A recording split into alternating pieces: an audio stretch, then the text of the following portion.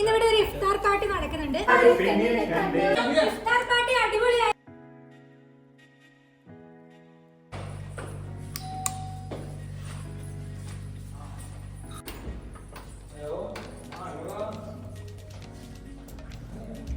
ശ്രുതി, എന്താ പരിപാടി? ചായ പരിപാടി.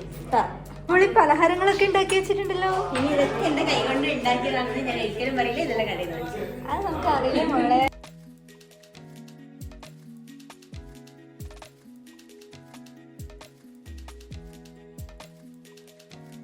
കുറേ ആൾക്കാരുണ്ട്.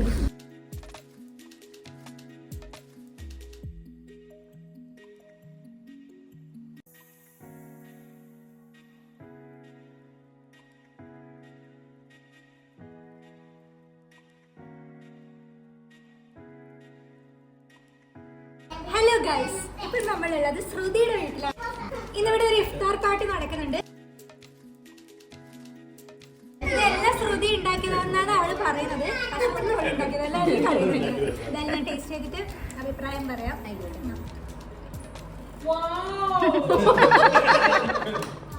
സൂപ്പർ. ആരോ ഉണ്ടാക്കിയത് ഇനിയല്ല കഴുകിക്കോട്ടെ.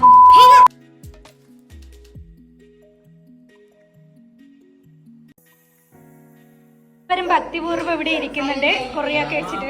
അടുത്തതായി നികേഷ് ചേട്ടന്റെ കച്ചേരിയാണ് ഇവിടെ നടക്കാൻ പോകുന്നത്. നാട്ടുകാരെ ശ്രദ്ധിക്കുക, കലാപരിപാടികൾ തുടങ്ങാൻ ആരംഭിക്കാൻ. പിച്ചൂട്ട്